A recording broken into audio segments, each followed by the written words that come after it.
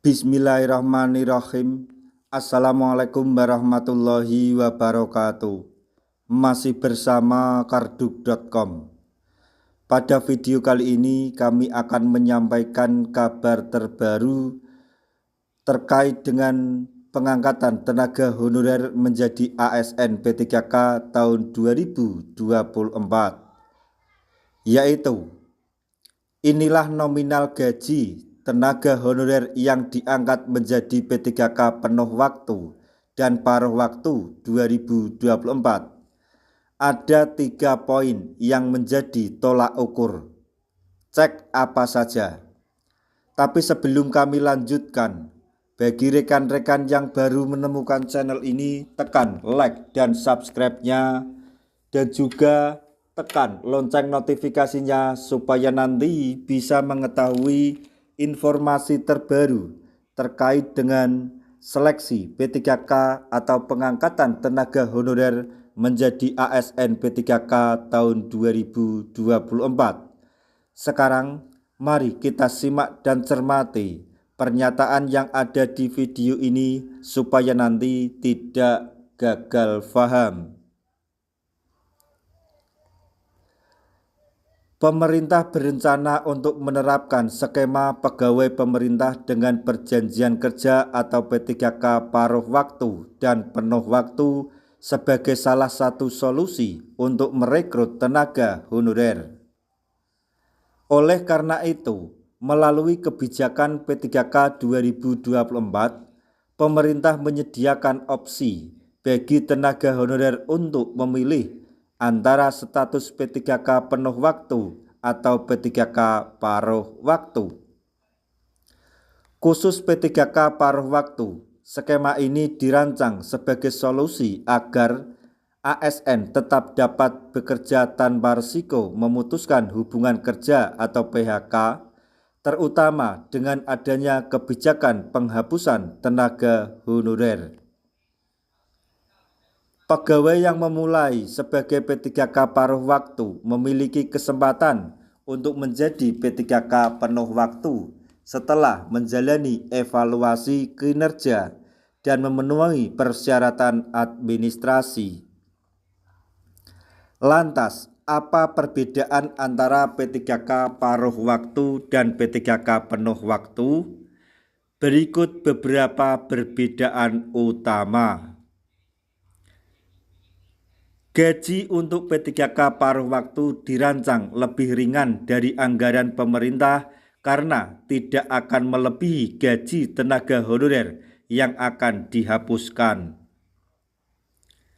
Besaran gaji P3K disesuaikan dengan tugas, bidang, dan tanggung jawab mereka serta P3K paruh waktu tidak diwajibkan hadir di kantor sepanjang hari.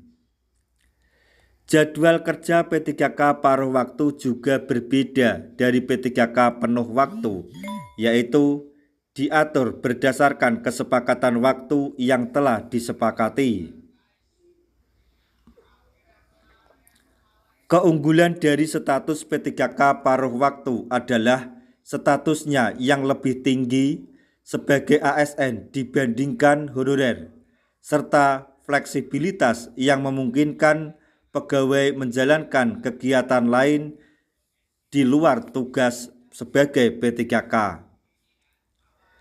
Hadirnya skema P3K paruh waktu dan penuh waktu ini diharapkan dapat menjadi solusi bagi tenaga honorer yang tetap bekerja dan memperoleh penghasilan tanpa membebani anggaran pemerintah. Peraturan Menteri Keuangan atau PMK nomor 83 tahun 2022 mengatur standar biaya masukan yang menjadi panduan dalam menyusun anggaran pendapatan dan belanja negara APBN. Salah satu ketentuan paling penting dalam PMK ini adalah mengenai besaran gaji bagi tenaga honorer di berbagai instansi pemerintah. Selanjutnya, kami sampaikan mengenai isi pokok PMK nomor 83 tahun 2022. Standar biaya masukan dalam PMK ini mengatur biaya masukan yang wajib diperhatikan oleh instansi pemerintah saat menyusun anggaran. Standar ini mencakup kebutuhan seperti gaji, tunjangan, honorarium, hingga biaya operasional lain, memberikan acuan bagi setiap instansi agar pengelolaan anggaran dilakukan secara transparan dan akuntabel. Pengaturan gaji tenaga honorer PMK nomor 83 2022 mengatur tentang gaji bagi tenaga honorer di berbagai instansi pemerintah dengan besaran mulai dari Rp2 juta hingga Rp5.610.000 per bulan. Besaran gaji ini ditentukan berdasarkan tugas, tanggung jawab, dan lokasi kerja honorer dengan memperhatikan anggaran yang tersedia di setiap instansi. Komponen biaya untuk honorer dalam menetapkan gaji tenaga honorer PMK kini mempertimbangkan beberapa faktor penting lain, antara lain kualifikasi pendidikan. Tingkat pendidikan honorer seperti SMA, D3, atau S1 dapat mempengaruhi besaran gaji yang diterima.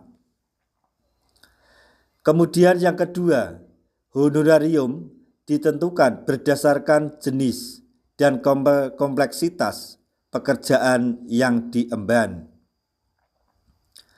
Kemudian yang ketiga adalah wilayah kerja.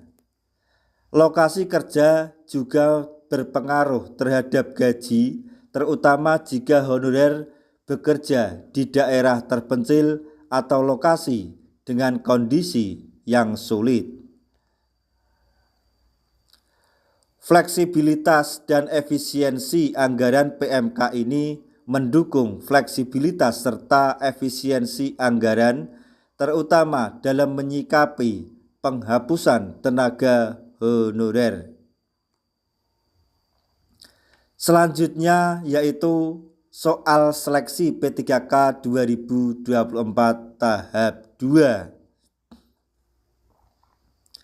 Pada seleksi P3K 2024 terdapat 2 periode pendaftaran, yaitu untuk pelamar prioritas dan tenaga non-ASN dengan kualifikasi tertentu. Pendaftaran tahap pertama telah ditutup pada 20 Oktober 2024. Namun khusus untuk Kementerian Agama, pendaftaran berlangsung mulai 21 Oktober hingga 4 November 2024. Sementara itu, tahap kedua diperuntukkan bagi tenaga non-ASN yang memenuhi kualifikasi yang telah ditentukan. Tenaga honorer yang berminat untuk mengikuti seleksi ini disarankan untuk mempersiapkan dokumen-dokumen yang dibutuhkan. Namun, tidak semua tenaga honorer yang masih aktif di instansi pemerintah bisa mengikuti seleksi ini. Menurut keputusan Menteri Pan-RB, tenaga honorer yang berhak mendaftar pada P3K 2024 tahap 2 adalah yang telah bekerja minimal 2 tahun berturut-turut di instansi pemerintah. Demikianlah informasi yang dapat kami sampaikan. Semoga informasi ini dapat bermanfaat bagi rekan-rekan tenaga honorer semuanya. Di akhir video, kami mengucapkan banyak terima kasih. Wassalamualaikum warahmatullahi wabarakatuh.